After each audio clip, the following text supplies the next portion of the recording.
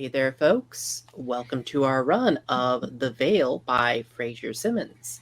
As part of the Gauntlet Reading Club, we'll be using Master of Djinn by P. Djèlí Clark as a source of inspiration for our setting and themes, and Lowell Francis's veiled fantasy hack to push a more fantastic setting.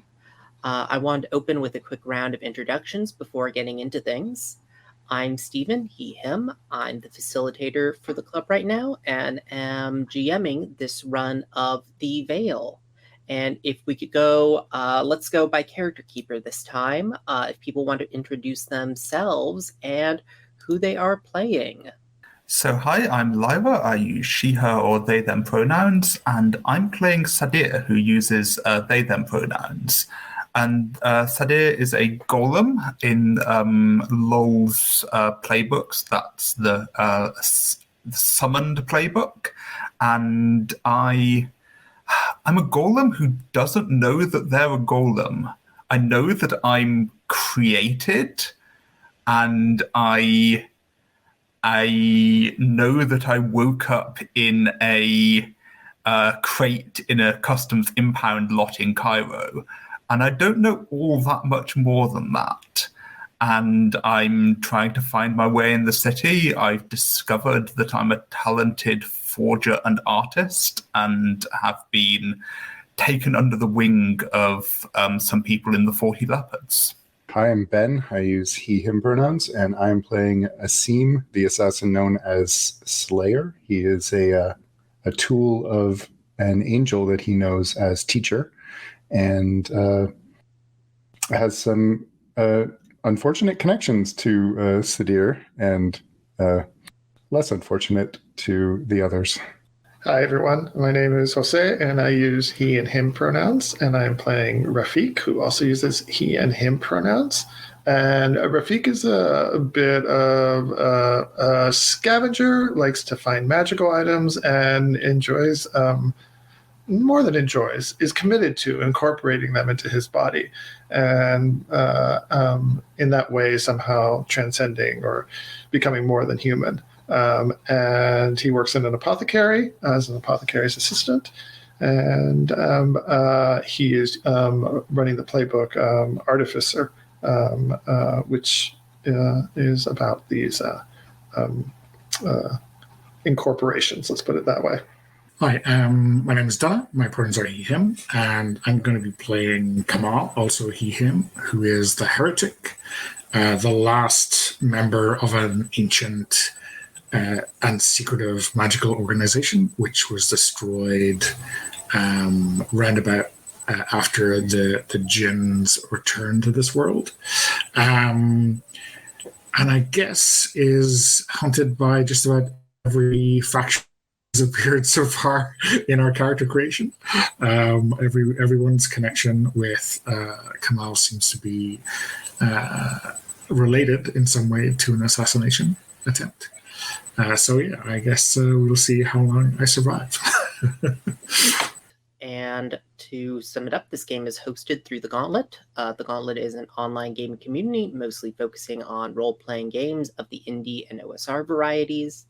Besides publishing a scene called The Codex, it also puts out several podcasts about role-playing games. And of course, it organizes a gaming calendar, which this and many other games are organized through every month. The calendar is open to non-members, so feel free to jump on over there through the link below if you're interested in playing with any of the folks here tonight or any of the other people on the Gauntlet. All Gauntlet games make use of an open door policy. We're all here to have fun and tell a story together. If something happens in real life or you become uncomfortable at the table, feel free to step away as long as you need. No one will hold it against you, and you are free to return whenever you feel ready. If you're able to let the group know if and when you expect to return, that would be helpful for the rest of us in terms of framing scenes, but we understand that sometimes emergencies happen and it's not always possible. Besides the open door, we also make use of several other safety tools, which I won't be going into too much detail because we've gone over them several times, and most of the group here are fairly familiar with them. And so what I wanted to open on now is that we have a few characters that have start of session moves. So yeah, with our burden, we got a 9, which I believe is not Like, I think, well, it's good for our fiction. It's not necessarily good for the character, but for birth we get a 6.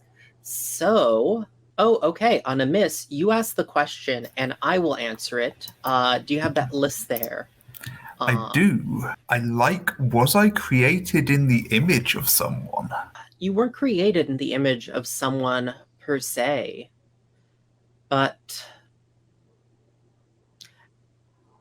I think that there is a moment where you have the memory of, almost in the sense of a dissection, of being cut open and your clay skin unfurled and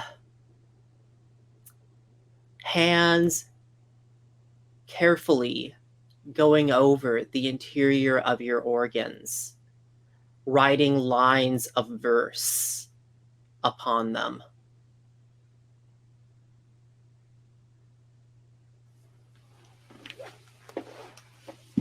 That's amazing. I love that.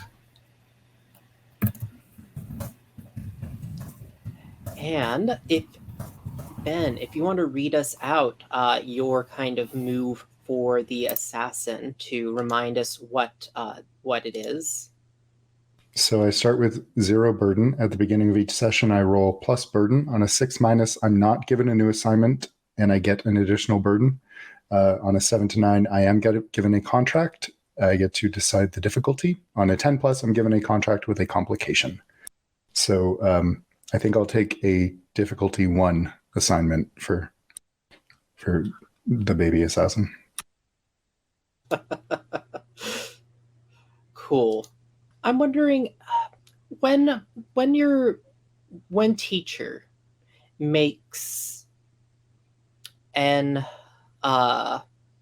decides to assign a job to you, how does contact usually happen between you and them and her?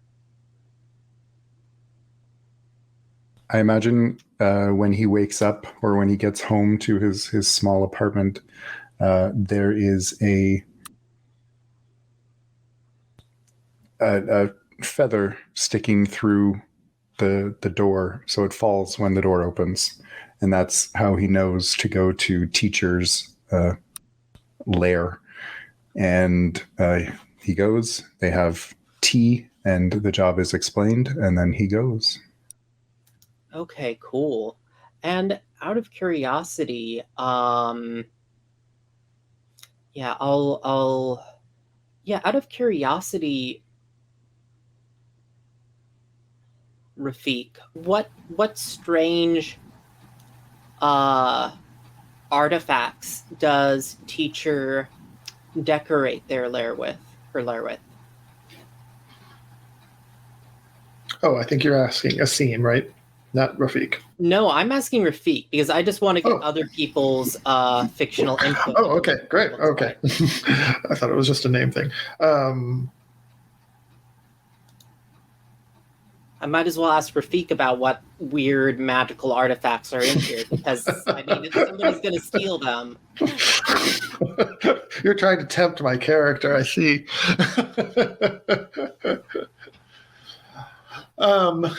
I think that the teacher's lair or office is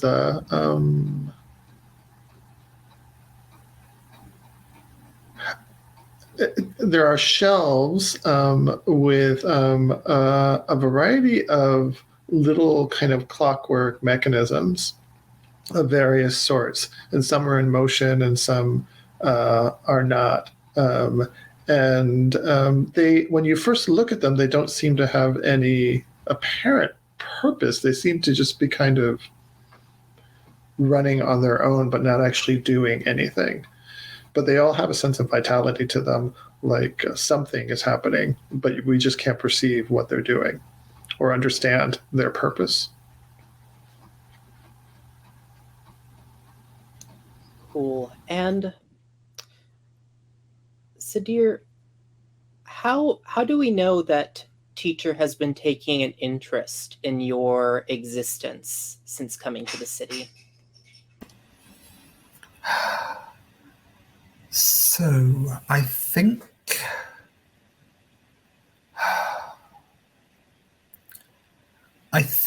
we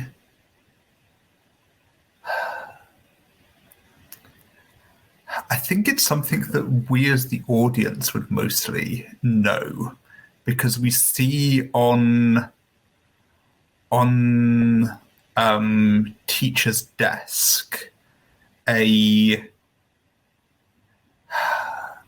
large tome written in Hebrew with the title "On the Making of Golems," and some notes, including some maps that you can see that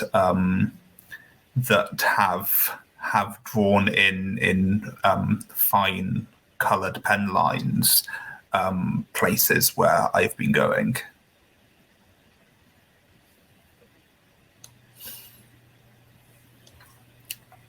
Cool. Can I actually rewind and say Sure. that the title is "On the Making and Unmaking of Golems"? Cool.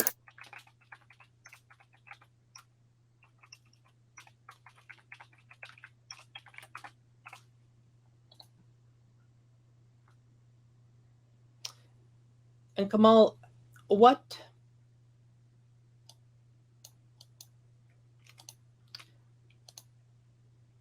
memento connects them in some way to your persecutors? Whether that it might not mean they're part of your persecutors, but what shows that there's an obvious connection? Yeah, I think when the order was, at least in existence and kind of known by those in power, there were some kind of sigil or coin that would allow us to be summoned, to the, to the palace or whatever. And I think there is a stack of these kind of arrayed on one of these shelves. I think maybe several of them have bloody fingerprints on them still.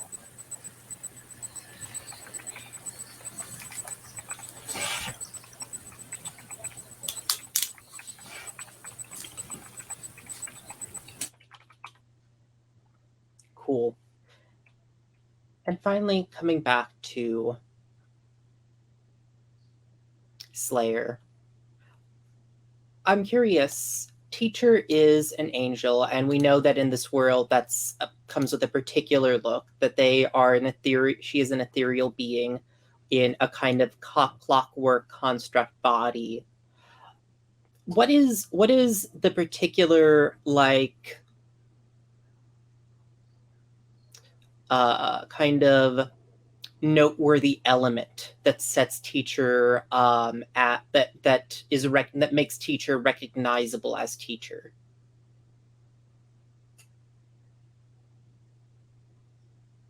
I think teacher is much more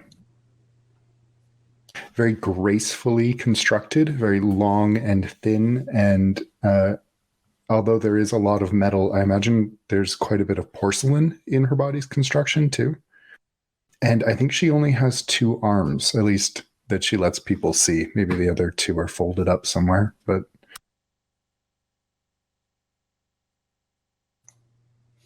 Yes, and I think that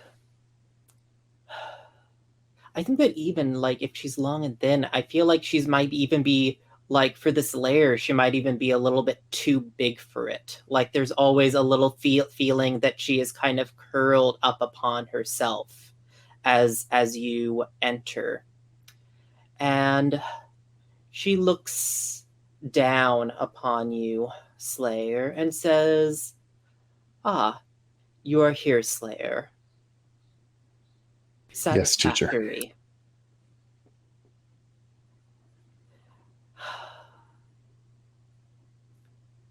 You called and I come.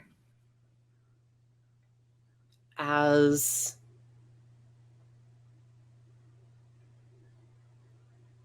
is only proper. Are you prepared to live true to your name once again? As ever.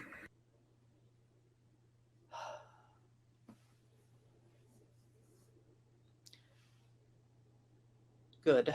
There is some difficulties surrounding one of the wards we look over, at least unofficially. A creature relatively new to the city. There are those who have taken an interest in them, and we seek to find out more. On the creature or those seeking it? Those seeking it. The creature we know well.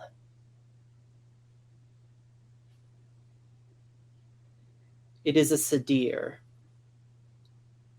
Do you know them? So I think we established that Asim's been keeping tabs on Sadir. Yep.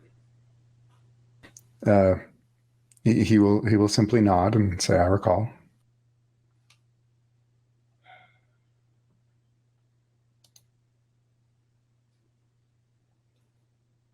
They will be contacted, we believe, about a particular work. We do not know why they are desired, but we desire the one who will contact them. Alive may be useful, but there are means if they are dead as well.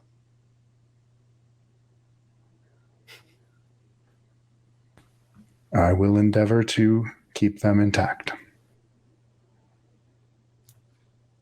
And teacher kind of gives you this slightly maternal, slightly patronizing pat on the head. You do not need to worry about keeping them too intact. As you wish. And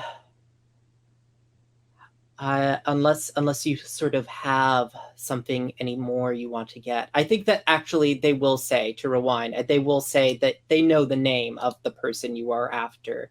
They are an Ahmad Bata. Let me copy this in here.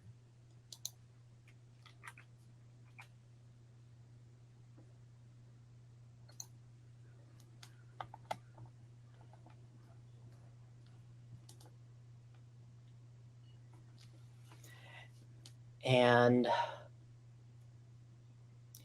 I think that as we sort of zoom out on that,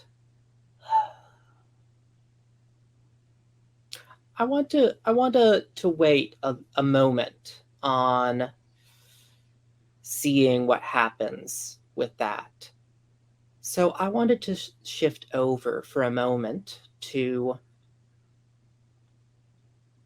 how is Rafik when Rafik is interested in sort of making a deal or acquiring something new for his collection. How does Rafik go about that? Like, where would Rafik set up a meeting? So Rafik is mostly an opportunistic scavenger. So he has a pattern of kind of trolling places that he thinks might have good stuff. But it may be that he's heard of a particular item that he's intrigued by. And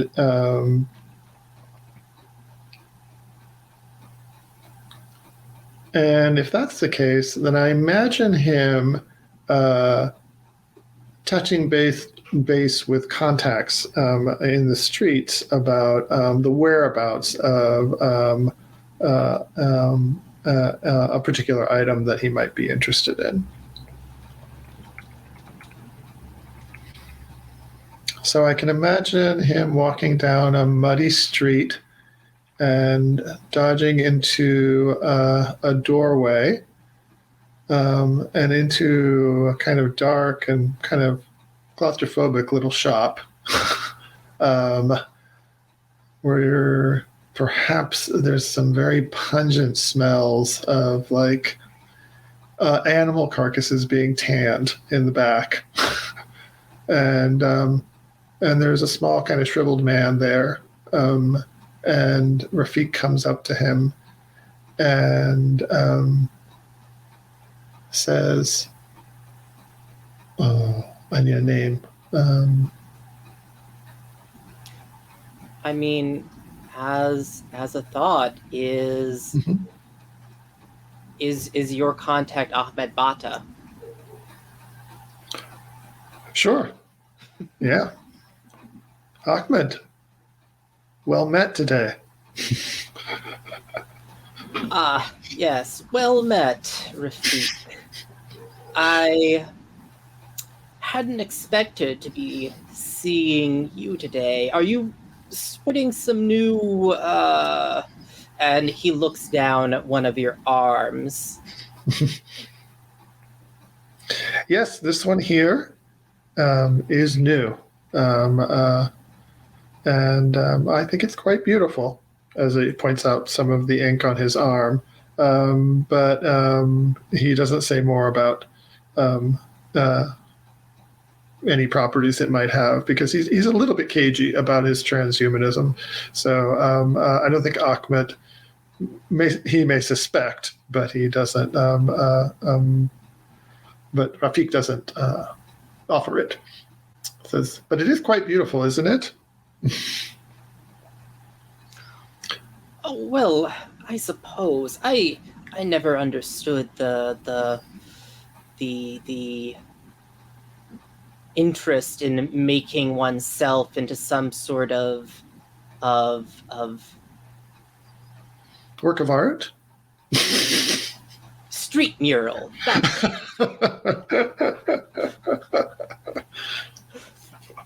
But it has a certain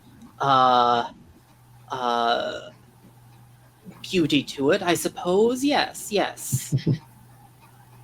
But well, I was something special that has recently come into my possession that I thought you might be interested in, and even more interested in where it originates. And he reaches behind the counter of his little shop and pulls out a rather musty tome that is sort of titled the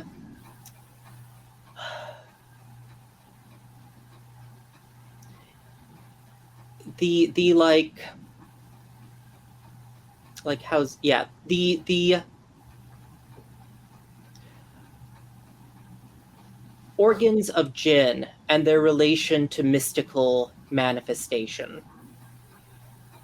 It is a very old piece of one of the early anatomists of Djinn medicine. Very hard to come by. But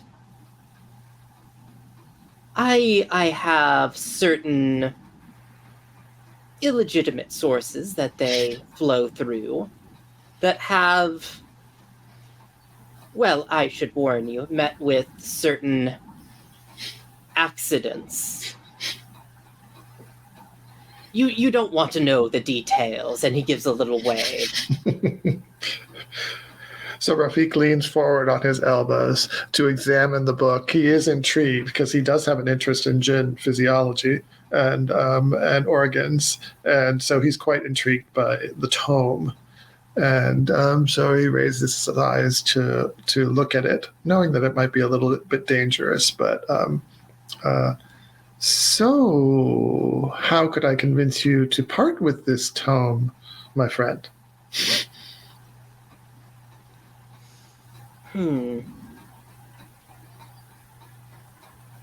Well, and he kind of gives you a look.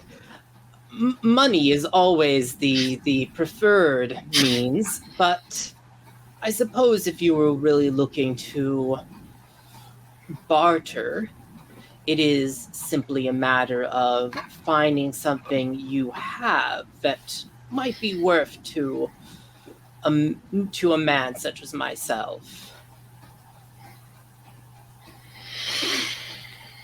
Well, I may not have the gold to purchase this outright from you, but you have me intrigued, and I can search for something that I might barter for this useful tome.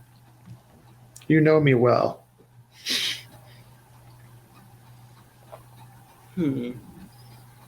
Is there anything in particular your heart desires at this moment that I might be able to acquire for you? A clue, perhaps, to something that's on your mind, my friend? I think that you are probing someone here. Oh, the thread moves. Oh my God.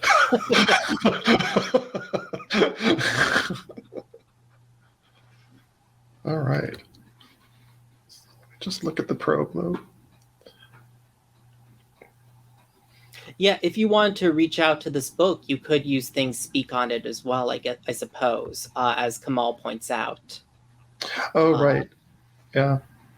So if he's letting me touch it and examine it, which I assume he is, if he's trying to sell it to me, yeah, maybe I'll try that.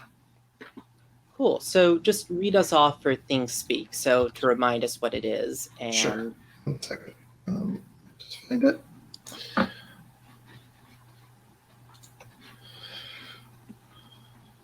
So, things speak. When you handle or examine an object of particular interest to you, roll. On a 10 plus, ask 3 of the following questions. On a 7 to 9, ask 2. On a miss, it will ask a question of you and you will answer. So, I suppose it's... Oh, do I roll with... yeah, usually, first roll. Usually, unless it tells you to roll flat, you are always picking a mood or state. That's what they're called.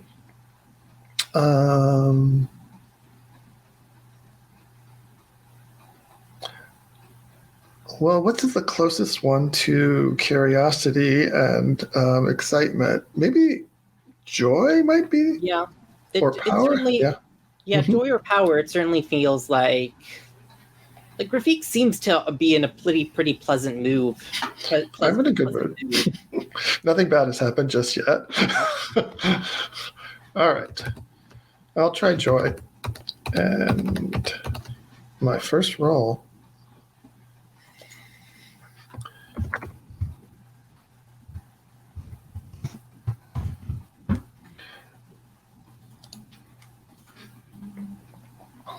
That's an 11 then. So on an 11, I get to ask 3 questions. Let me just ponder the questions for a moment.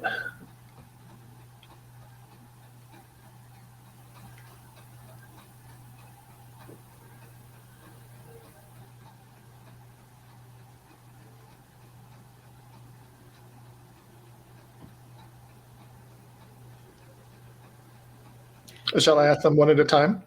Yeah, if you want to, because maybe an answer I'll give will inflect what you decide to ask next.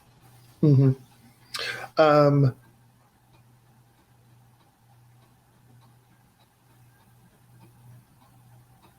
Who do you belong to?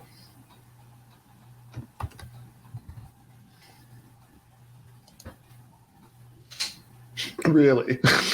I don't think you're almonds. Oh, yeah, I think that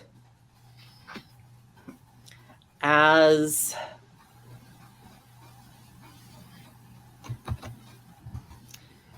your hand brushes over it, Ahmed does not notice this, but I think a bit uncannily, because it's very obvious, but a name, Ishakabadi,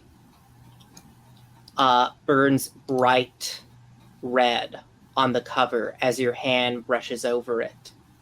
And as your fingers brush over that name, there's a little sense of the tips of your fingers being singed. Eek.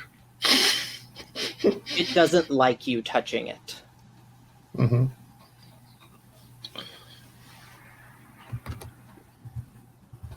And then the next question is, are you sentient?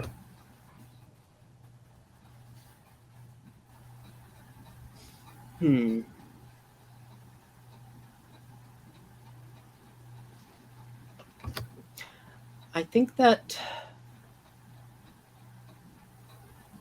you get the sense as you touch the book that it's not sentient, but there is a presence to the book. There is something that is looking for it. And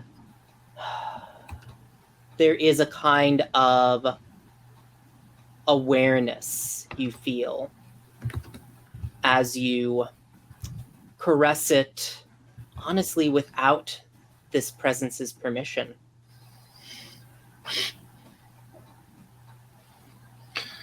Non-consensual tome caressing. Got it.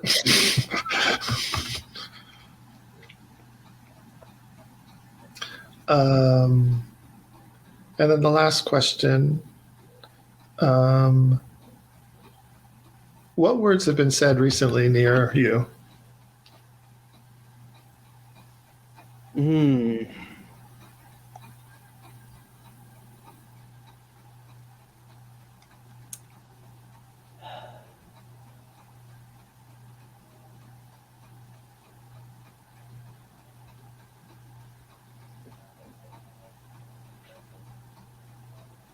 Out of curiosity, what did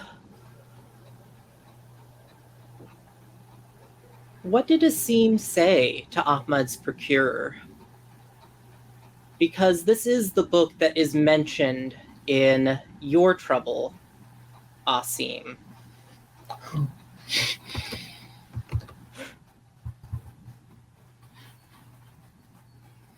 What did Asim say to the man he killed for it?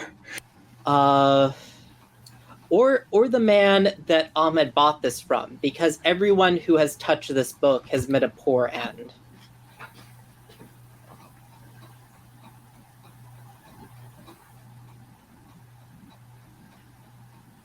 I feel it would be discussing payment. Yes. And terms of getting him his gold. Yeah. I think you hear that voice, Rafik, and you recognize it as that man that you've seen at some of the parties you've been to, who recognized your ink. Mm-hmm. That Asim. The one who gave me the tips on how to be a little bit more surreptitious. Yeah, and I think the one that procured for you some more unseemly ingredients in a different way. Different sort of unseemly from your other ingredients. Yeah, I think you mean Rafik's best friend. Yeah. Yeah. His best pal. So Rafik pulls his hand away after that little scry, and he's getting a sense that this book is quite dangerous to acquire. So he says to Ahmed, so Ahmed, I am very interested. I will return and see if I can bring you something that we can barter for the book from. Yes, well, and I think it's at this point that there is a sense of urgency to his demeanor. Before you go, there is a favor we could do for each other if you are looking to make a trade. I have a important meeting I need to attend. I am, a go-between for certain other, for various people like yourself, and it's to a shall we say a creative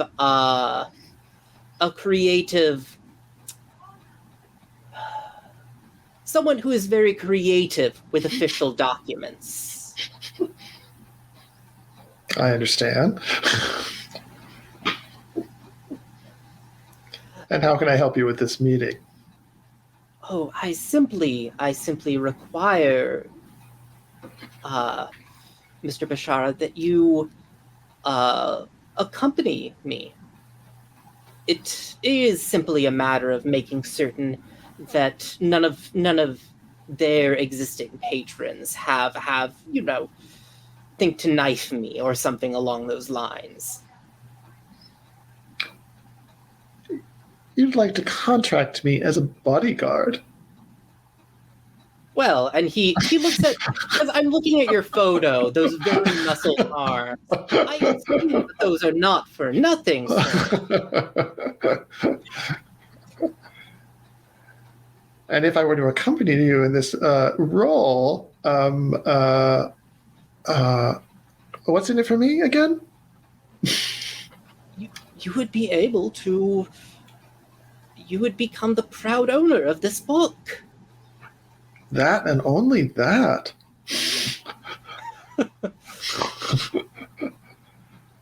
When is your rendezvous?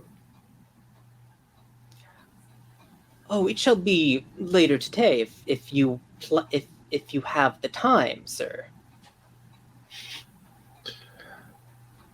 So I think Rafik is a kind of impetuous kind of a guy, and even though he knows that this is dangerous, he is going to agree to this exchange. He figures that if it gets really rough, he'll just run. And maybe it'll be the guy's just paranoid and nothing will happen, or he can always leave them to his death and take the book later. As these thoughts move through his mind, he nods his assent to Ahmed and says he'll return later in the day to escort him to this rendezvous. Cool. And out of curiosity, Kamal, you have recently rescued one of your contacts has recently disappeared. I believe Maya was her name. Maya. And has shown back up, but their memories are missing. Some of their memories are missing. What was it you needed her for? I think she had been digging in a dusty archive out of the city for maybe a a daguerreotype or a photograph of the order's kind of public face, which was, I think, I was hoping that it would help me to kind of make sense of the tome. So maybe a detail in the background, which no one else would find interesting. So yeah, I think specifically she was helping me to kind of untangle the secretive tome, which might unmask some of the Order's power. Yeah. And how does, like, with her having turned back up and with her memories missing, how does Kamal plan to handle that now? So when we say her memories are missing, is it like just of her trip? Like she remembers leaving the city? Yeah. Okay. Yeah, so I think, it takes a little bit of time to figure out that is exactly what is missing in her memories. But I think then I will have to try to put together where exactly she went and what exactly she might remember. So I wonder if this is something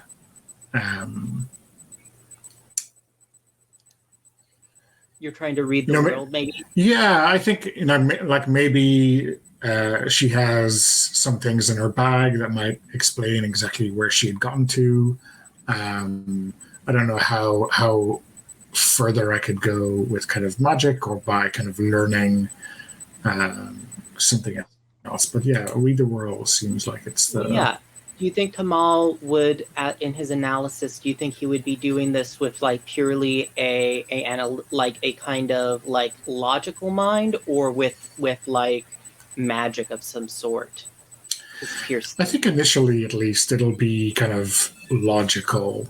I don't think I want to jump in with magic when I have no idea what the landscape is going to be like.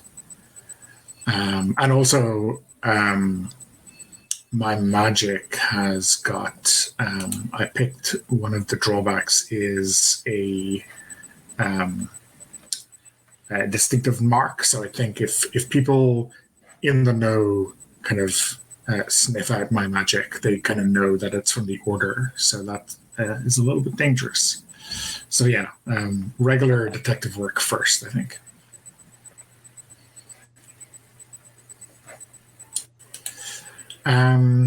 So yeah, I mean, I think this is plus a stat, I think. Yeah, so I think I'm worried. This obviously for Maya's kind of state of mind, but also for what that might mean for whoever did this to her. So I think that is fear, maybe? Yeah. If that makes sense. Yeah. So mark fear and then give a roll of +1.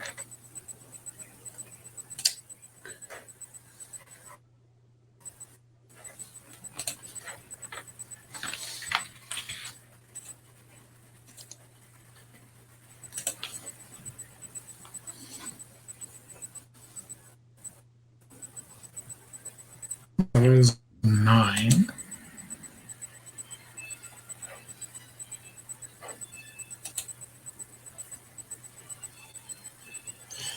Cool.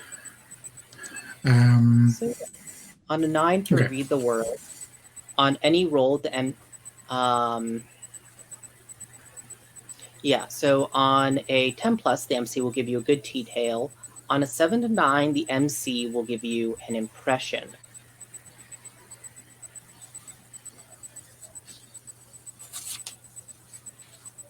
Yeah. I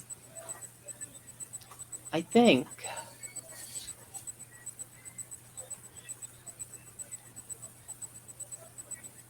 the thing that occurs to you as you are looking through the things that she has collected is that all of her research is there. Whoever has wiped her memory hasn't taken any of the documents. But as you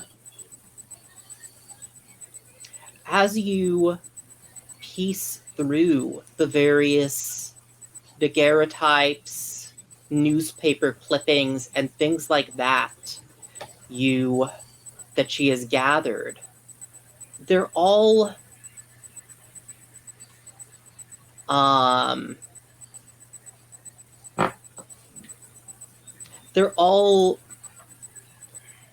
uncannily sort of redacted. Not like someone has gone through and redacted them, but that whenever you try to focus on a face, whenever you try to spot a name, something is blurring your ability to discern it clearly. I think, though, that there is one face that refuses to be blotted out. And that face is one that that reminds you quite strikingly of Sadir.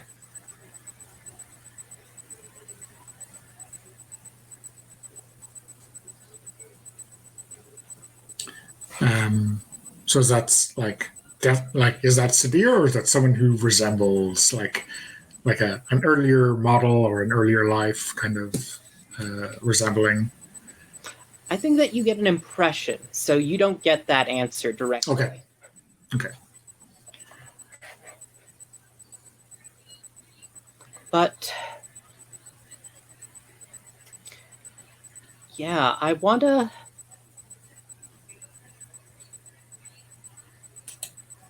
If Sadir were an artist, what sort of artist do you think Sadir would be?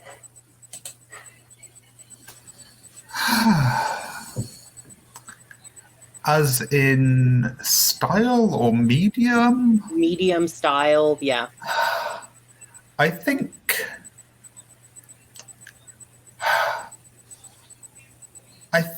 they would be a painter, and I'm thinking fairly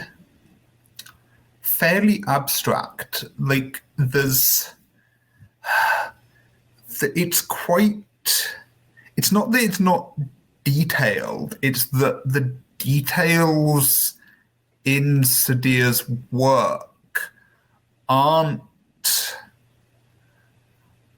in the way things look, they're in the way that things move. Like he works on creating an impression of movement and growth in their paintings, even though they're static.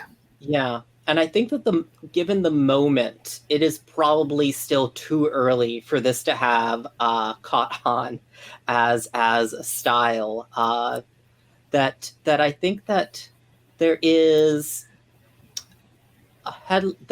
basically the clipping associated with it mentions a Paris artist whose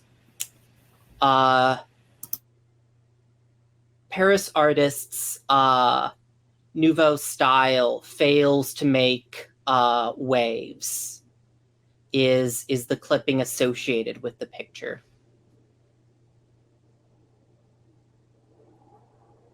And I think as Maya looks down at the photo and back up at you and kind of sees that recognition in your face, she says, "Oh, someone you know?"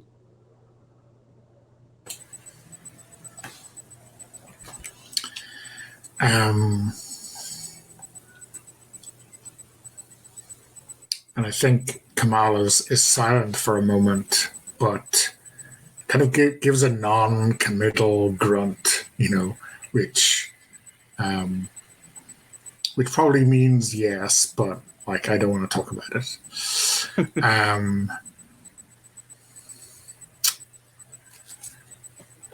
Yeah, and I think Kamal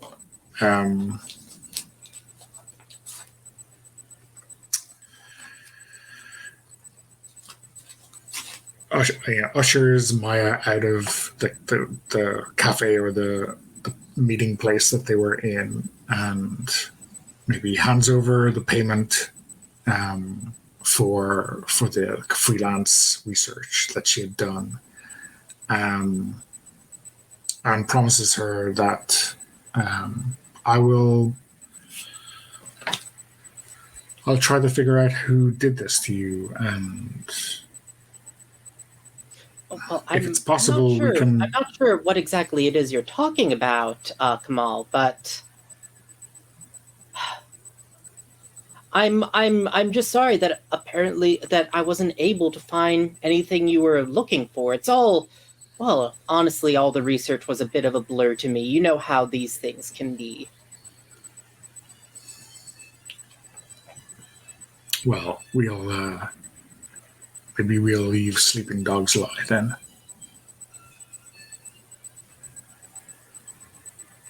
Well, of course. You know how it is. The book must be read.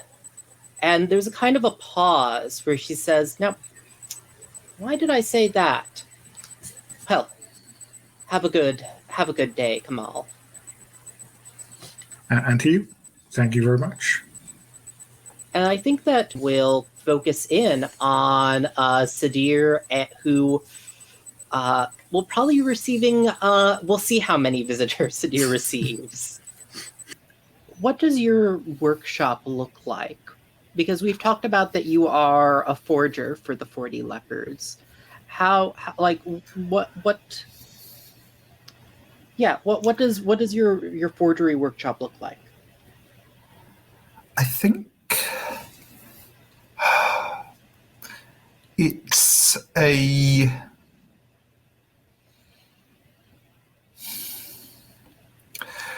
a covered area in a courtyard where in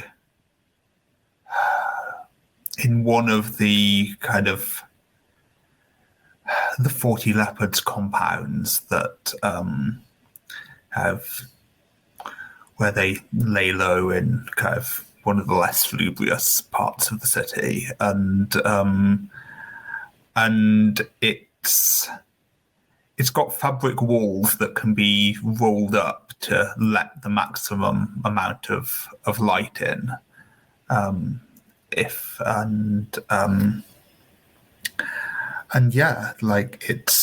kind of filled with pigments and paints and all different sorts of paper, some of which is kind of laid on the floor. I encourage people to walk over it to kind of distress it, and some of which is kind of having things pressed into it. The kind of like, it's obvious that I'm building up my my collection of different of things which can mimic different official documents.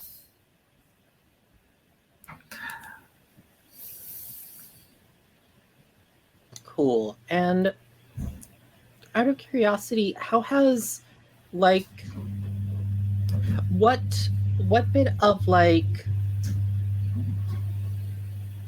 how has Sadir allowed their aesthetic tastes to show in this workshop? I think that's on the covers that can be rolled up. I think they are extravagantly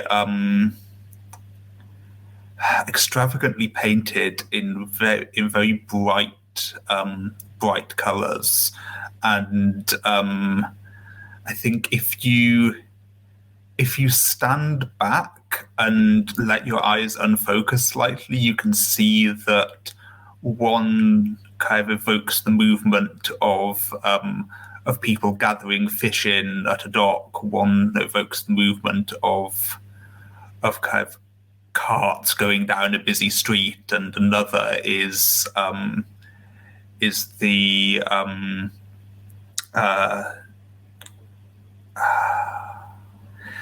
I think just kind of scenes kind of purposeful movements of people doing their jobs from in Cairo, and it's, if you ask Sadir about it, they would say that they must have been made with a purpose. So studying the purposes of others helps them come closer to discerning who they are. Cool. And out of curiosity, because I recall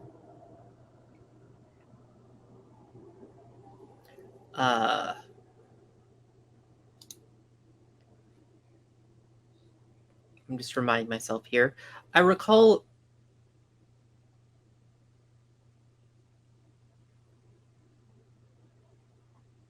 I'll ask, how would one go about like having a meeting with Sadir to commission a work? A work of art or a work of forgery? A forgery. It very much depends on whether you want the 40 leopards to know about it. I think if it was a job through the 40 leopards, you would find, I think there's specific places in the specific bars, tea shops in the city where at certain times it's known that someone who can put you in touch with the 40 leopards, it will be at a certain table. And there's a few places through the city, and I think you'd make inquiries through those channels. If you didn't want the 40 leopards involved, I don't think there is an official channel for that. I think you would just have to find Sadir while they were about their business and convince them that they wanted to take this job.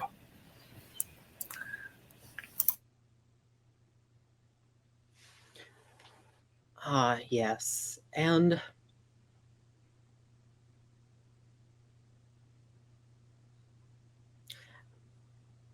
as you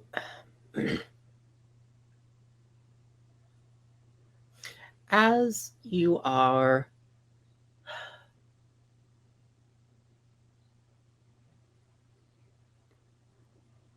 going about your work, I think there is the crinkle of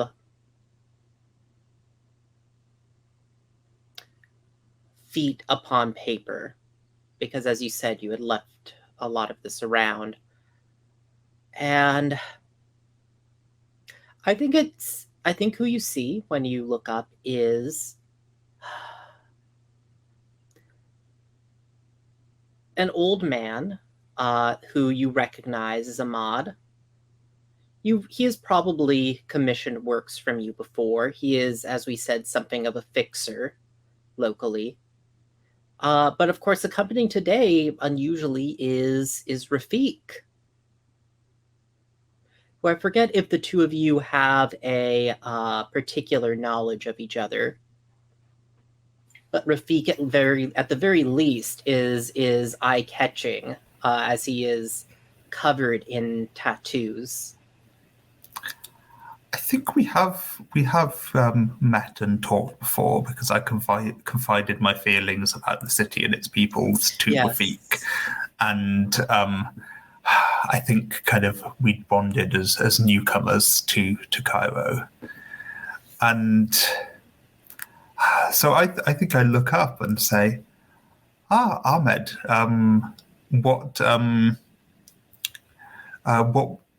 what will it be today? And Rafik, I didn't know you two knew each other. Hello, Sadir. I thought it might be you. Is this your workshop? Oh yes, and I start kind of gesturing to kind of some of my newly acquired pigments and hold one up to the light and say, very difficult to obtain. It's why the Foreign Office uses it. Not really meant to have this one, and put it back into a drawer. Rafik is supposed to be the bodyguard of Ahmed in this rendezvous, but really he just gets distracted by the paintings that he sees of Sadir, that Sadir has made of Cairene life, and also he's very intrigued by the pigments. Is there anything in particular that catches Rafik's eye?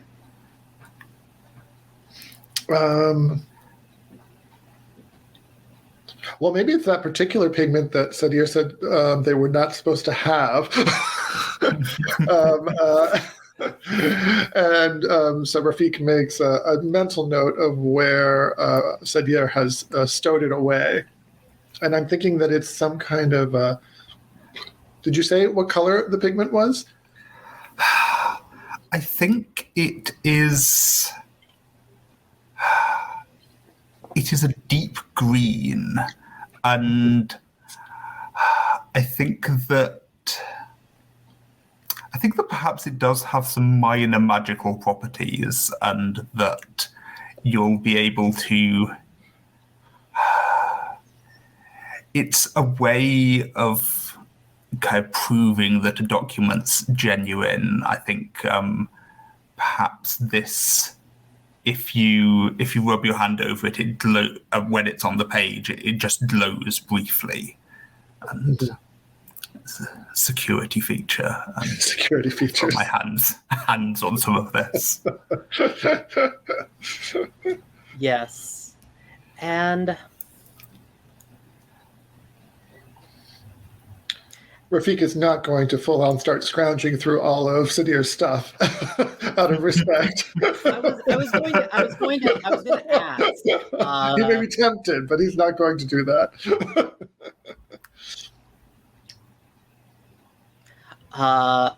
Because of course, if you want to, if Rafik is just having their eye distracted, you could always scrounge and just pocket something if you wanted.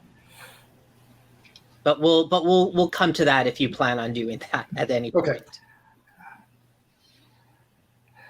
And I think that at the moment, I'm kind of pleased to see people. I think I kind of usually am, and I'm bustling around making tea because I've learned how to make tea, even though I don't drink myself, so that I can be hospitable to my guests. Yes, wonderful.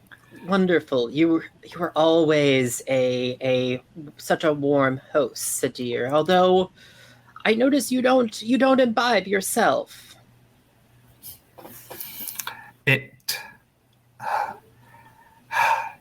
appears that such is not in my nature.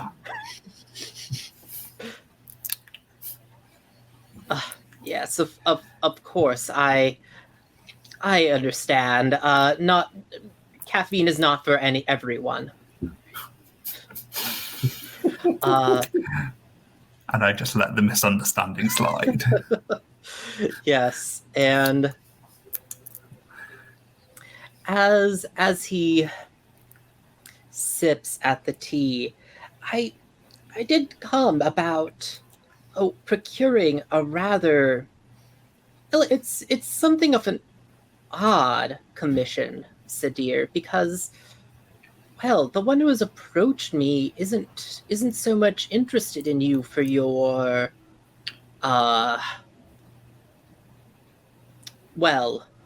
work, and he gestures at the kind of distressed paper laying across the ground, but, well, for something of your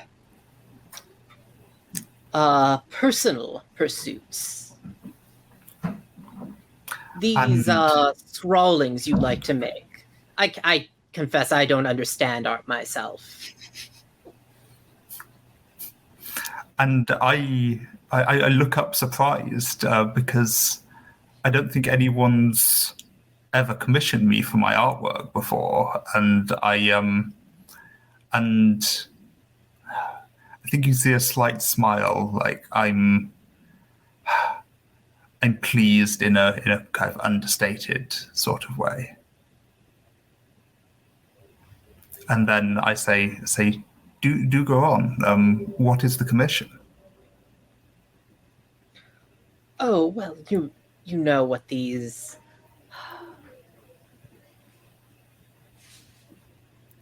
Oh, it's one of these old rich families, the Almansors, the sort of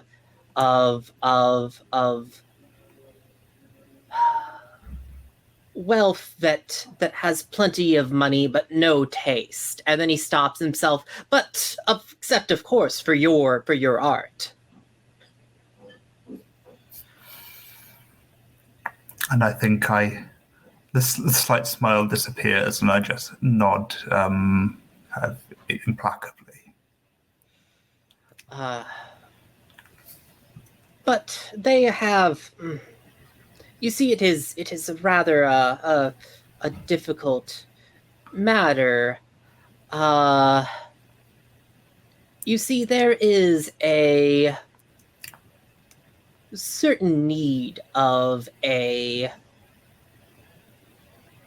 meeting with you. They want to meet the artist who will be painting. I don't understand why that. I don't understand why that should present difficulty. I am always here. Most days. They misunderstand. They require that you visit them. They're putting on something of a party, and, well, they wished to extend you an invitation before arranging a commission. Out of character, I'm wondering why. I'm wondering where the Ahmed's kind of perception of danger comes from here, because I want to play into that if I can, but I don't know. I don't see anything here so far that Sadir wouldn't just agree to amicably. Yeah, this sounds like you are attempting to analyze when you use what you have at your disposal to assess a place or situation. Roll. Or this might actually be... No, this is actually probably a probe here. This is examining someone's reactions. Mm-hmm. So I think the only emotion I can use is peace. So I think I'm mildly curious as to why Ahmed seems nervous about this, because this seems like a very mundane request. And so let's go.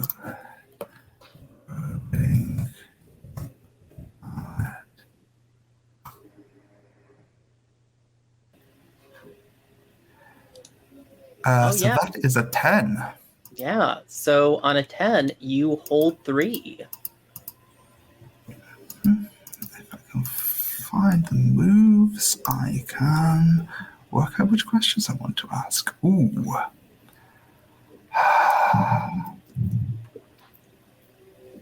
I'm going to start with, what are you really feeling?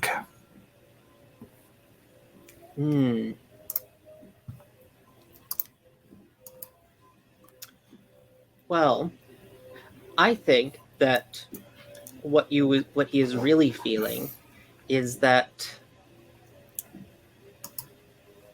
he is worried. Because he's been being... I think that what you pick up on is that he is being cagey about how exactly this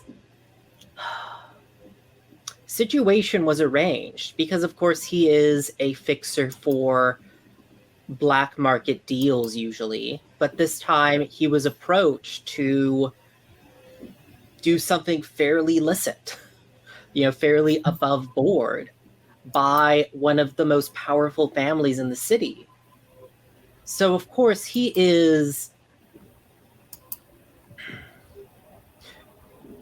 worried that he has gotten himself into something deeper than he may have intended. And out of curiosity, since that comes up here, since we're talking about that, how has Asim been tracking Ahmad?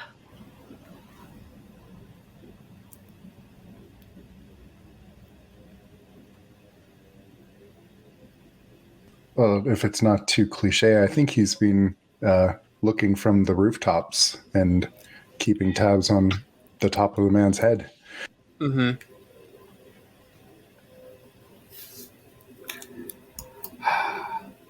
And I think I'm going to ask another question because I sense that Ahmed is worried, but I still want to go to this. It's pleasing to me that someone is looking beyond the practical use of my work, but I'm slightly worried that Ahmed's worried. So I want to ask, how could I get Ahmed to accompany me to this party? Because I figure then he'd have a vested interest in our mutual safety. Oh. Ahmed is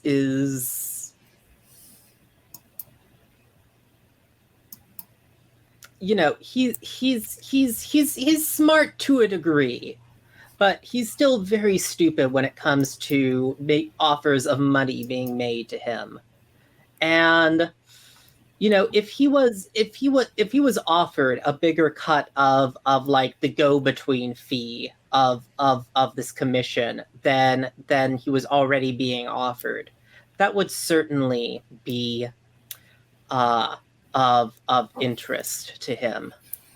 So I think in that vein, what Sadir says is, I'm interested, but as an artist, I must have uninterrupted time to work. My benefactors, I gesture at the 40 Leopards compound, ensure this for my normal line of work, but I would need someone, and I look pointedly at Ahmed, to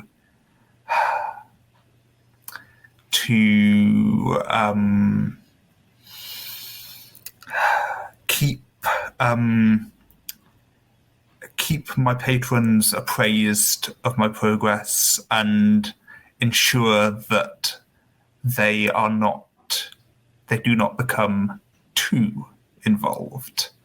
And I think I pause for a second and say, we haven't spoken amounts, but may I hazard 5%? Oh, well, for 5%, I mean, I could certainly accompany you to the door. I mean, if one needed to be, you know, handed off like a bride, but I suppose for 10% I might even manage to step through. And I think Sadir vaguely shrugs and says very well. I mean, Sadir doesn't have a huge interest in money. It's more the prestige of them being recognized. And so yeah, I think Sadir just agrees to the 10%. Yeah. And were you going to say something, Rafiq? I think Rafiq was just going to say, "Can I come to the party too?"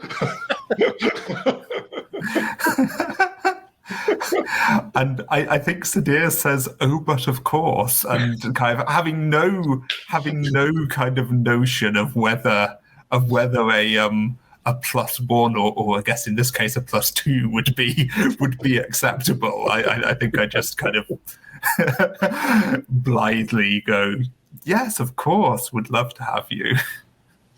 Oh, good. And Kamal, I'm curious, would you have been looking to meet with Sadir? Yeah, I'm sure, given our recent history, kind of getting Hamede out of the city, I'm sure I know the proper channels to go through to make contact with Sadir. So I'm not sure whether that is at their workshop or one of those kind of contact points that was mentioned earlier. Mm-hmm. I mean, what's most dramatic is for Kamal to show up at the front door right now or something. Yeah. I'm wondering, I want to ask you this. How can you tell that there is another presence here that you have that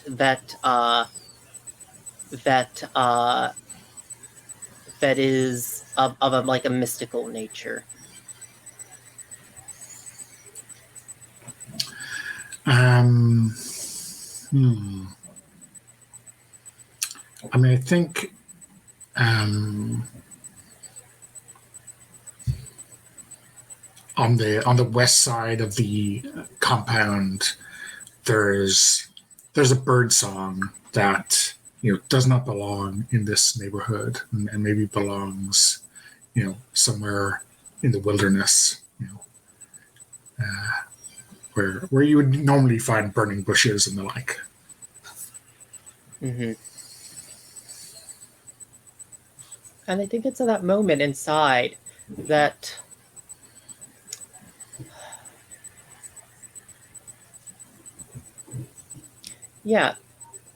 Sadir, Rafik, you begin to hear a crinkling of feet on paper. And as you look up, there is no one there. But, well, it doesn't entirely make sense to either of you, but Ahmad seems to jump to his feet and say, yes, well, we have made this arrangement, I can see, and Rafik, the book. Of course it is yours now. We should be going. And he pulls the book out of the inside of his coat and holds it out to you. Rafik thinks this is the easiest job ever. Drink tea, get invited to a party, and then get the book that he wants. He says, "Why, thank you. Our business is complete, Ahmad. Pleasure." And he takes the book from Ahmad. As you lay hands on the book, I think from that same crinkling, you hear the whisper.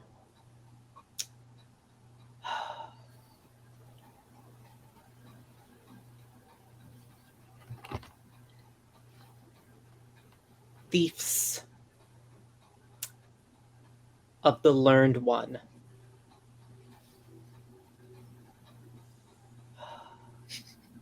Unrightfully claiming power. And it feels like a hand slams into your chest. And just so actually I want to check, is Rafik from your photo? I will just bring it up here just to clarify for okay, no, I see there is one picture in which he is wearing a shirt. Never mind. He does wear clothing. I just wanted to show off the tattoos. Yes. Okay. I just wanted to check. When he goes for visits to friends, he wears clothing. By your shirt. Did you say something grabs me by the shirt? Yes, and lifts you up. Wow. And I can't see what it is, right? I think as you look down, there is a flickering haze. A alabaster horned creature. Much like a djinn, perhaps, flickers in and out. Almost like it's there and not there at once. I think maybe it's even from your two eyes. One can't see it and the other can see it perfectly fine. So it creates this hazy double vision. Mm-hmm. And I have the book in my hand as well? Yep.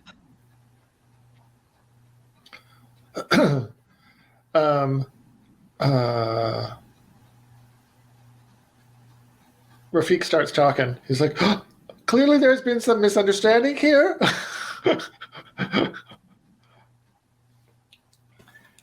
Is this book your property? Ahmad did not tell me this. Ahmad, shame on you. I want to turn over to Asim. How you said you were keeping an eye on this, Slayer. Your best friend has been picked up by some sort of creature. I'm curious what Asim does here. Yeah. I'm assuming Asim can't actually see the thing. But he's had some experience with angels and the supernatural. He can kind of assume that there's something there, even if he can't see it. And I think he's going to, in his mask, of course, leap from the ceiling or from the rooftop with his blade out and aim for what should be lifting Rafik up. Cool. Yeah, let's go then.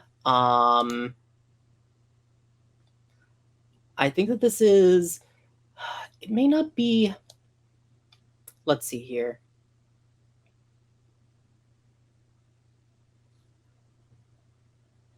Yeah, it may be neutralized. I was also thinking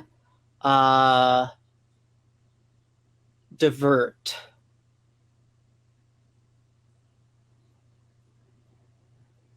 Yeah, I like divert. Cool. Yeah, let's go with divert. When you engage with someone and attempt to distract, misdirect, or otherwise direct attention to yourself or elsewhere. What do you think you were rolling with here?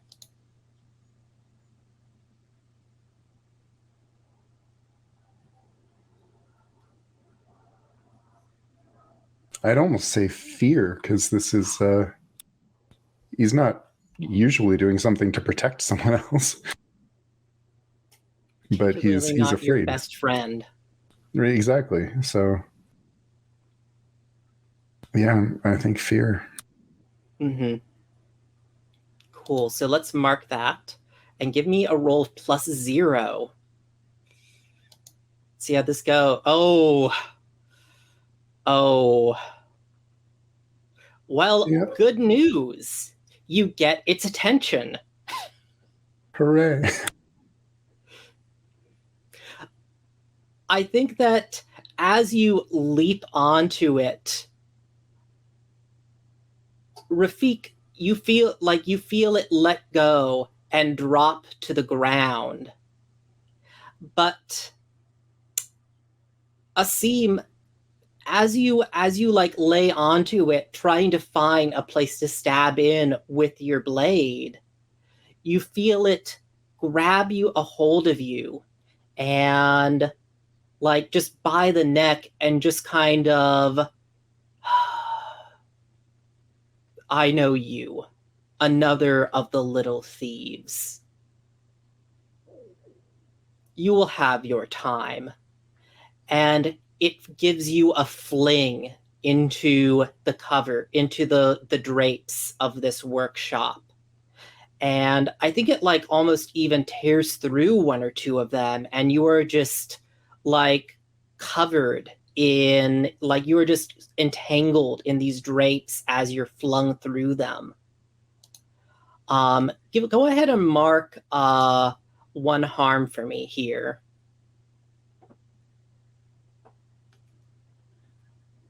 Kamal, someone has just been flung through these drapes, just as you notice the sense of something else here. You see that Rafik is lying on the ground. An old man is trying to back away, and I think it's probably at this point crouching down behind Sadir. What do you do? So has a seam like come through the window, for want of a better word, at my feet, or am I? Okay. So yeah, I think I'll help him to his feet. I'm kind of fixated on whatever just threw them. Would this be a chance to confront the unnatural, corrupted, or twisted, perhaps? Or is this thing pure as snow? I think it's twisted in a way. So sure, I think that this is definitely a moment to roll here. Go ahead and give me that roll. Oh, actually, yeah. Okay, no, that's on a hit. You do it. Okay. So what state do you think you're rolling with here?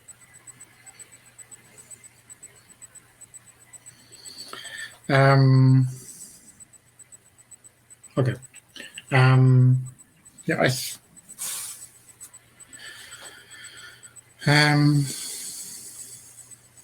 yeah, I'm not sure.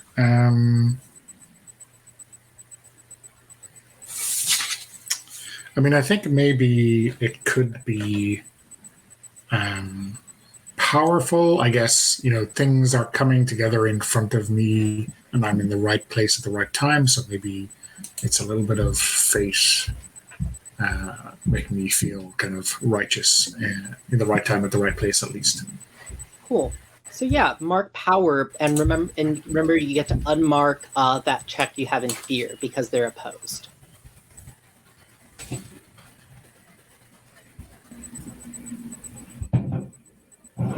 Okay, cool.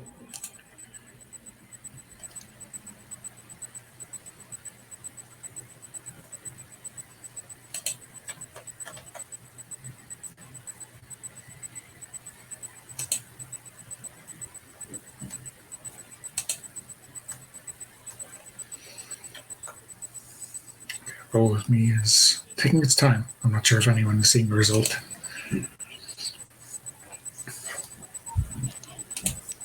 Yeah. Oh, there we go. Oh man. There you go. Just when things start getting violent, everybody decides to start getting all the misses. Oh, let's see here. I think this is probably one of those moves that has a special miss condition, right? Or is it just... No, it doesn't. It doesn't look like it. Yeah. So do your worst. Yeah. Let me see here.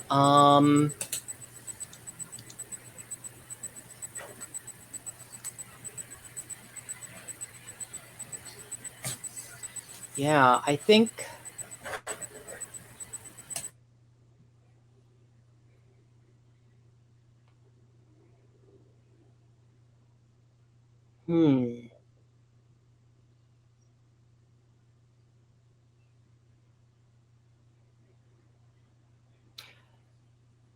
Yeah, I'll go ahead and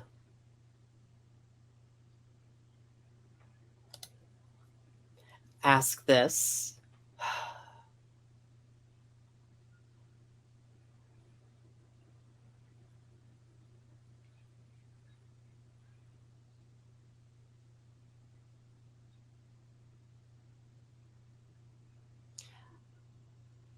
As you are trying to figure out what this is, I think it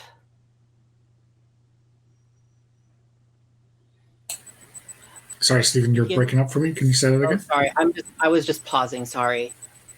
As you are looking at this, I think it begins to become clear to you that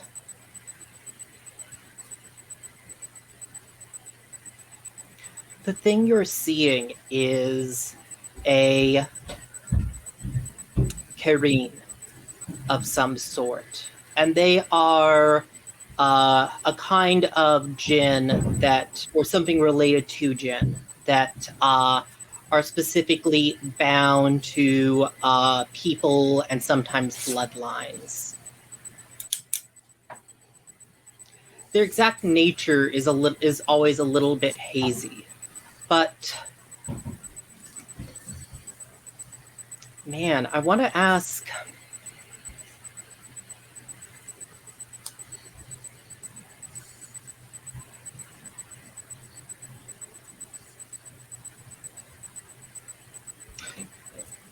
Why would this Kareen recognize you?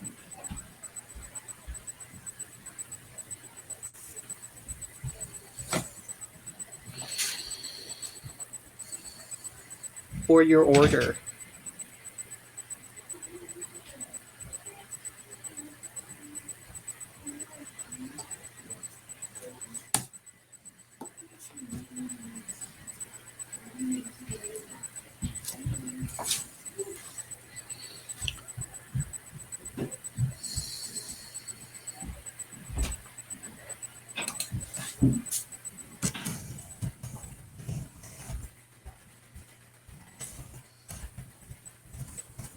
Are you thinking there, or have I, or was I not heard? Yeah, I didn't really catch much of that. Okay. I'll see if I can rejoin if StreamYard.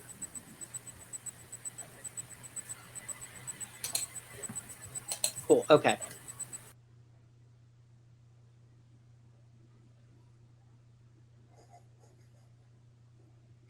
Yeah. Cool. I'm gonna turn over to our Sadir for a moment because you still have one question hold left. And I might let you apply this to the situation at this point rather than to a particular person. Okay.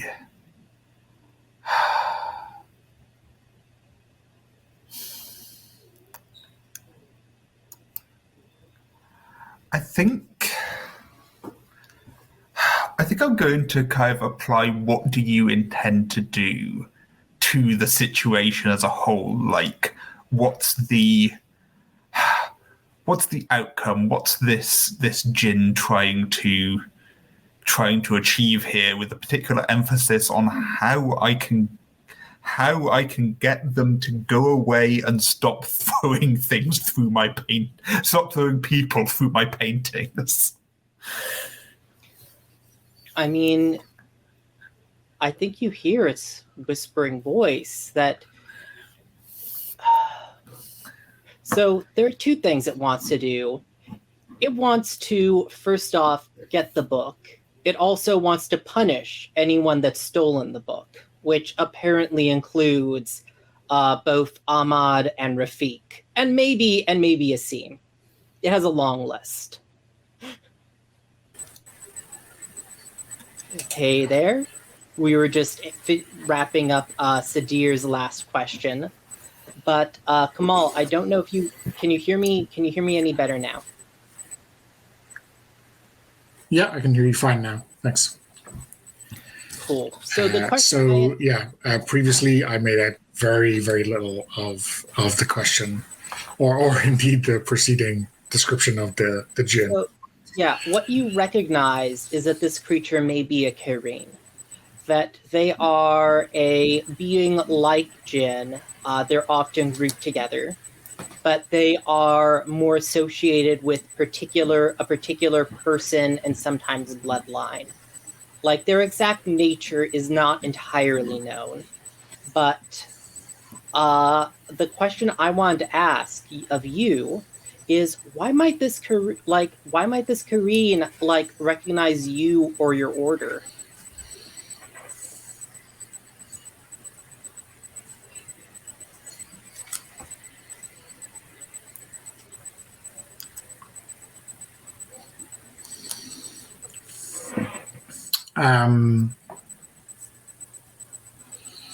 I think perhaps in our history, in the pre-portal opening days, there were maybe there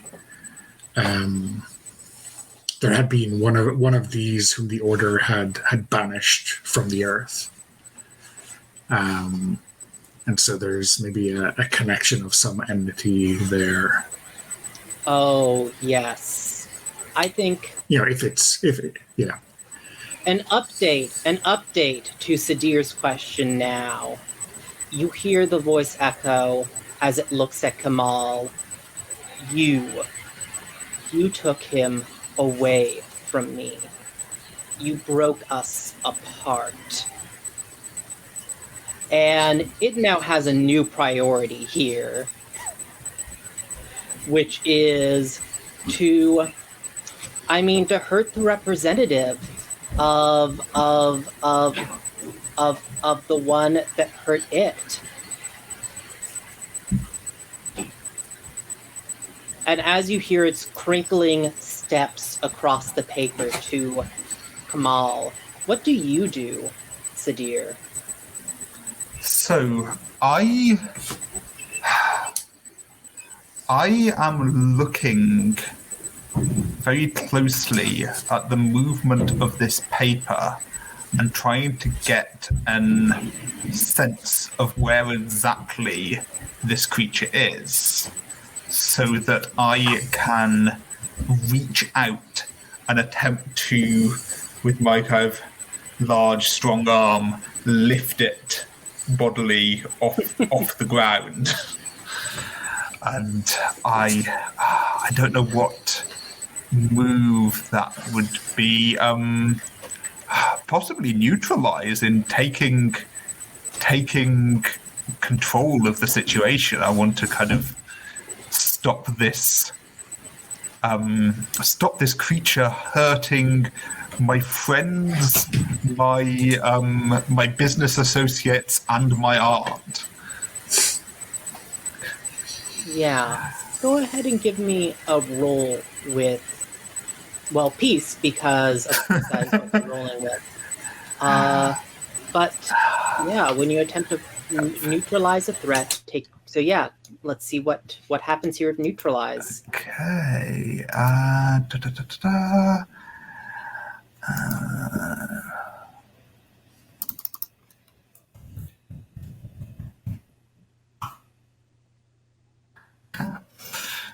That is surprisingly a 12.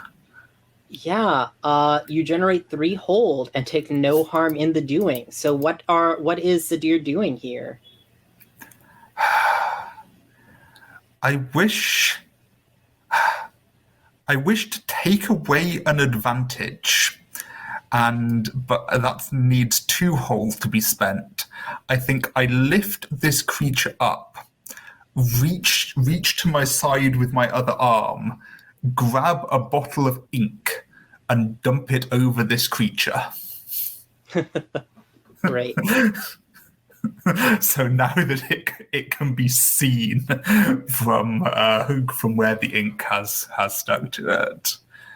And for the third one,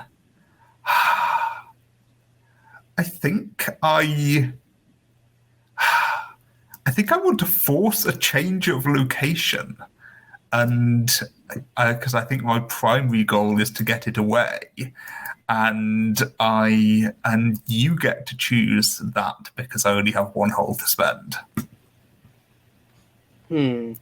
So you're trying to force the change of location by like physically carrying it away? I think what I'm attempting to do is,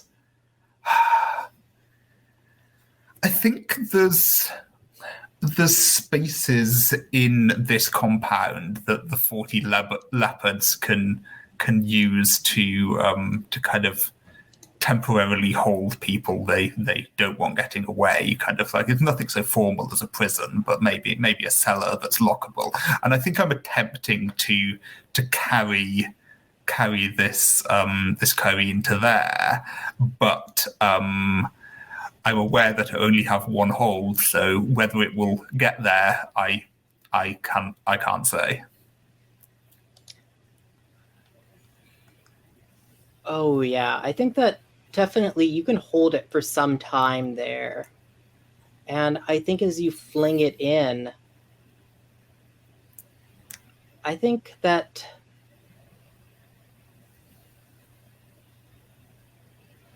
you hear it crying from the other side of the door. I can see we're the same. We have both had what our makers taken from us, stolen. They keep stealing from us.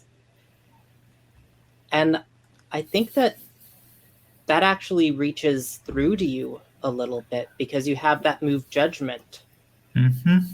That a little bit of that sorrow awakens something in you, and you can go ahead and mark one essence for that. Mm-hmm. And I think I'm actually going to immediately spend that essence in my rise move. And I think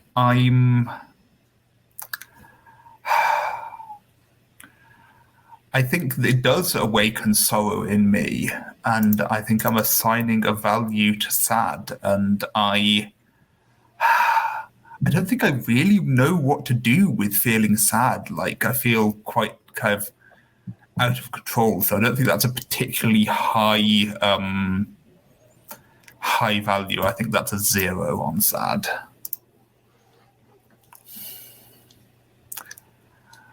And I say to this Kyrene that, yes, I know the pain of that, but I cannot allow you to attack my friends and my workshop. I am sorry for the necessity of this, and I gesture to the bars. You and I think I make the Kyrene a promise. If you will swear not to return to this place and not to harm my friends, then I will let you go. Oh man, I feel like you just rolled right in here into I'm curious if any of the rest of the group, just to give other chance to kind of show the spotlight, Rafik, like if any of the rest of the group as you were doing this, yeah, I want to ask Asim, as you hear this creature seems to be aware of something, Asim. Does Asim hear any of that?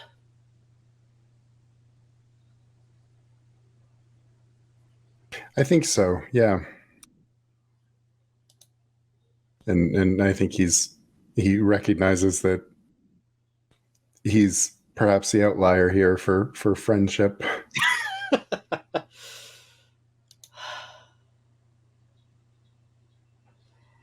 And perhaps he might be angling to get at Ahmad at this point if everyone's distracted. Mm-hmm.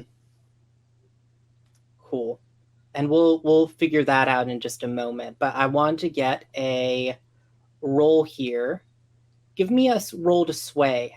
Which emotion do you think you're drawing on your sad now?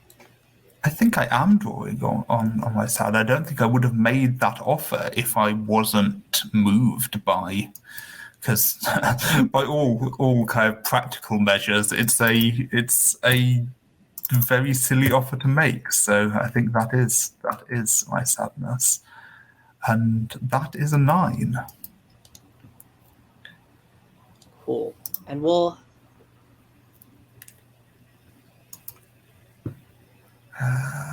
So I get to choose 2.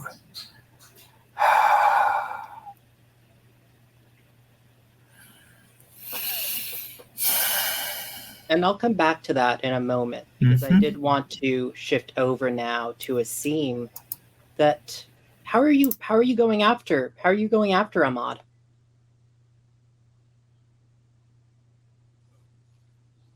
If everyone's attention, when last we saw Ahmad, he was kind of on the ground hiding behind Sadir, I believe. Yeah. If everyone's paying attention to the Kareen, he might just kind of walk forward, grab Ahmad by the scruff of his clothing, and just start marching him toward the door. Does Rafik notice this? Yes, Rafik has gotten up. He's dusting himself off his clothing. He's wearing clothing. And he notices Ahmad being taken away, but recognizes that his job is done and he has the book. So why interfere? And he's much more interested in Sadir's conversation with the Kareen because he is scared of that thing. Yes, I think that Ahmad is calling out to you.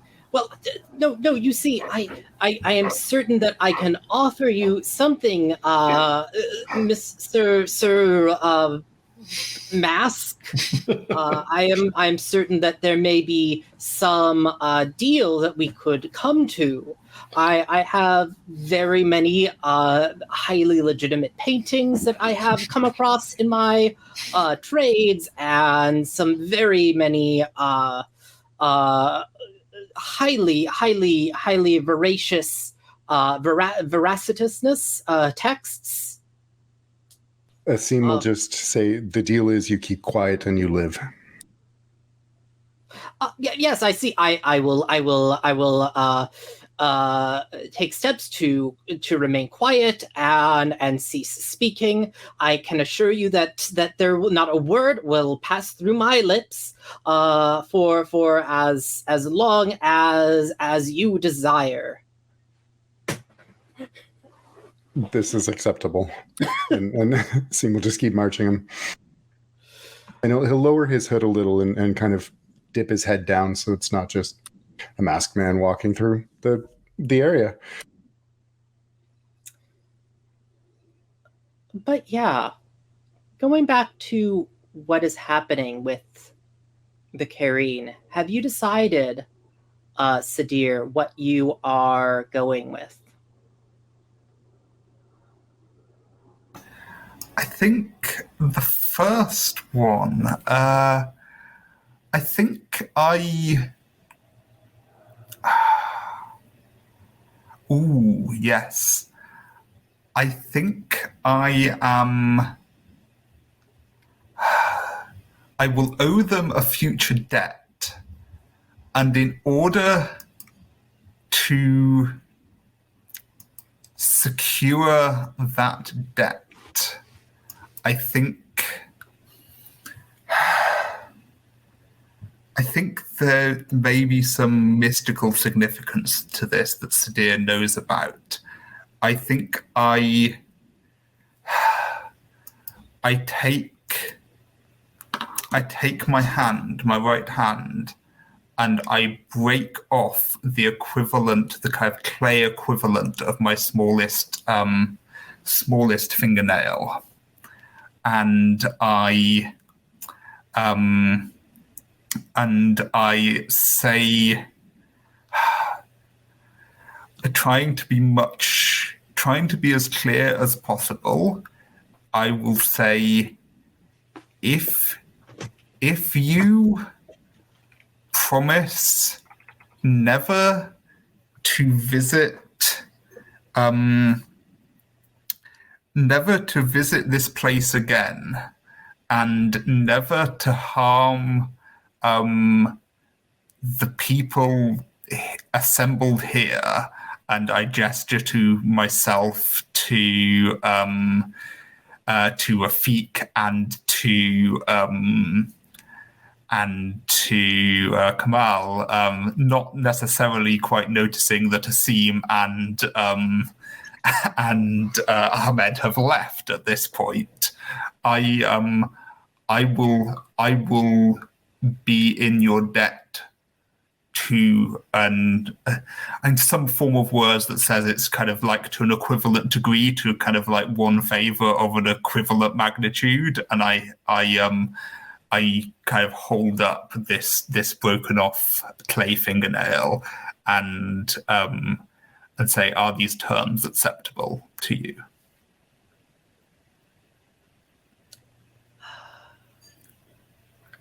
I'm curious, before I get its response, what does Rafik think about this deal?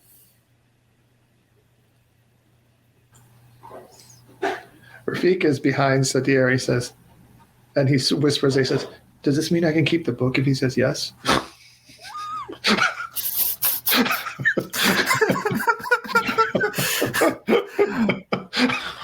And I think to that, Sadir just kind of ruefully shakes their heads and doesn't give an answer. I'll take that as a yes.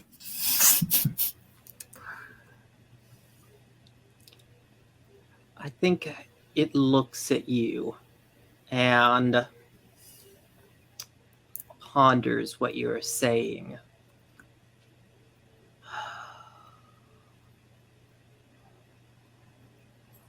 If one such as you can care about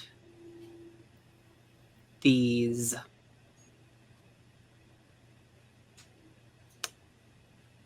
what's the word? Defilers, then this one will not move against them. But I should be more careful about who trust is placed within. Some view our gifts as merely a token of power that they may take for themselves. That book among them.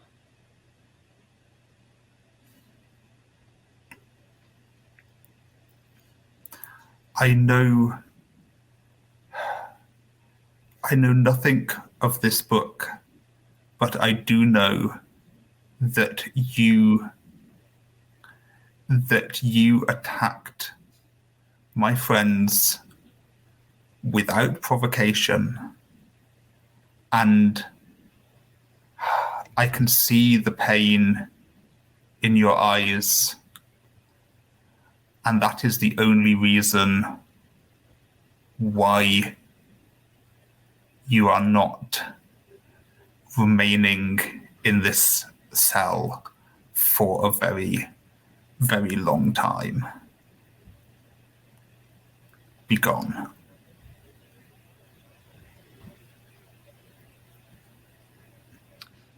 Yeah, and I almost want to say that, like, that last begone almost has a little bit of, like, tremor to it.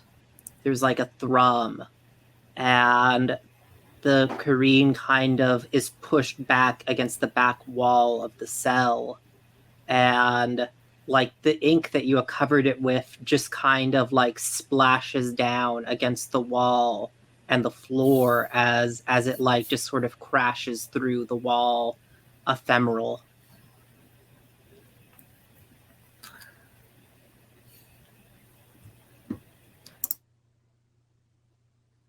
And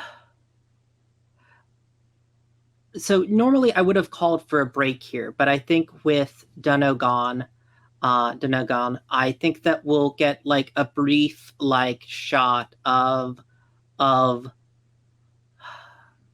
Asim making his return with this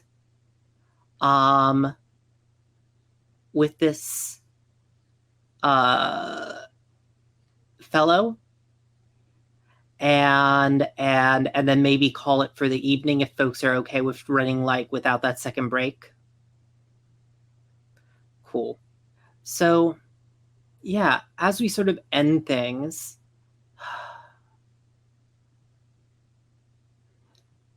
you bring back Asim to the lair, and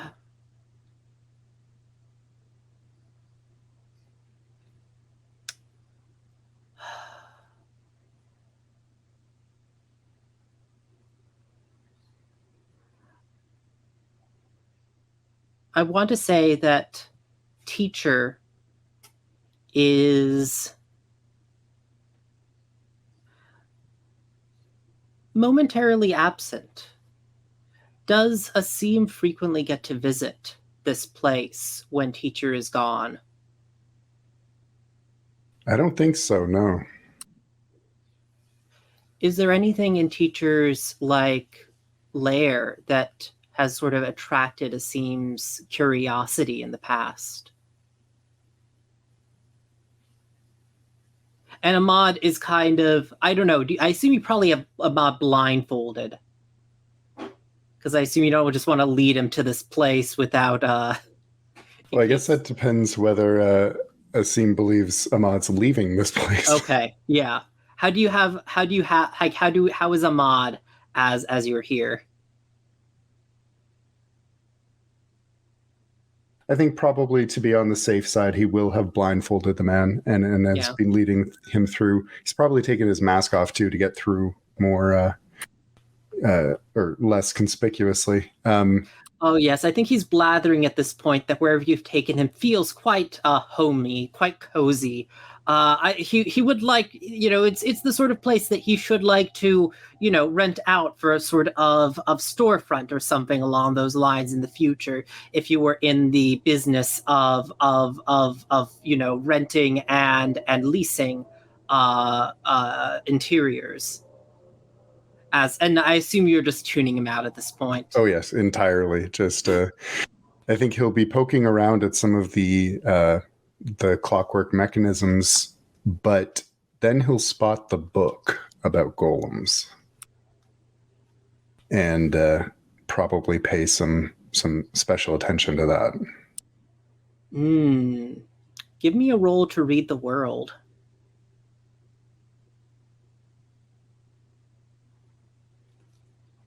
What state do you think you're rolling with here?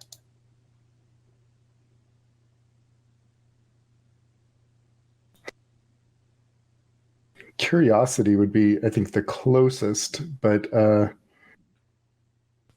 based on that, power, that could be joy, maybe. I think power, because he does know loosely who Sadir is, and this might be useful knowledge. Yeah, so mark 1 to power, and you get to unmark 1 from fear because they're opposed.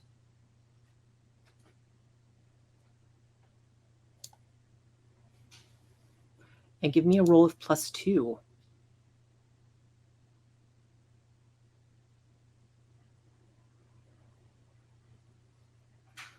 Oh, yeah, that is a 13. Oh, Excellent, because I've lost connection to game server. Oh, okay. Well, I see it. So, yeah. As you page through this book, I think that there's one page that the book kind of falls open to. It's been cracked open to this quite often.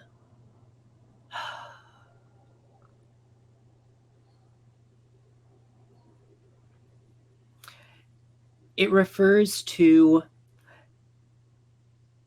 an old process by which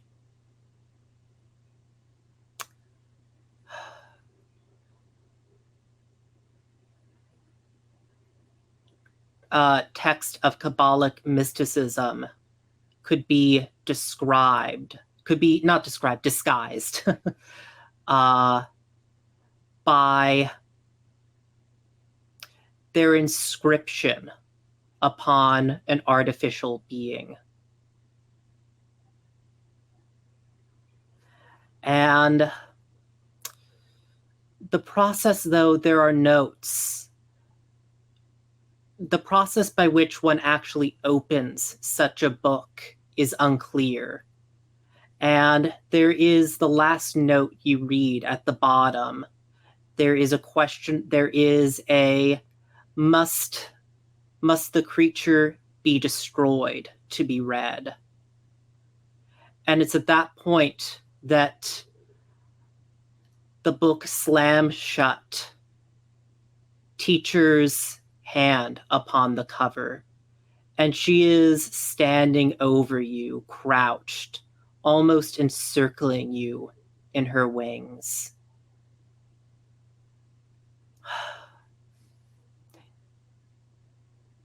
I have brought the target.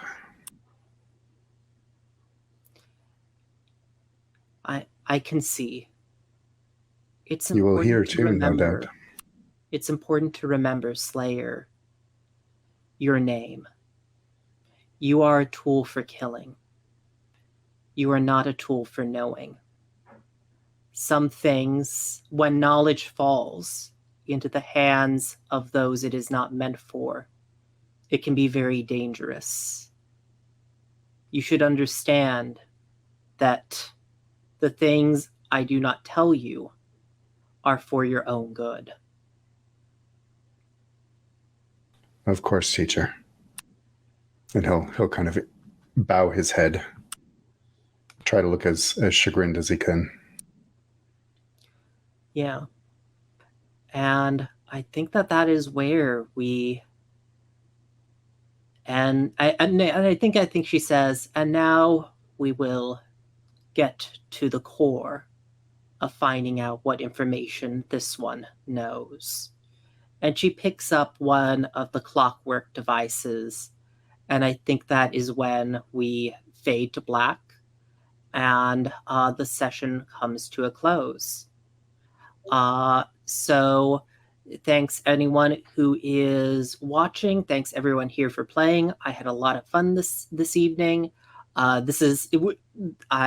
look forward to getting an opportunity to play with everyone again next week.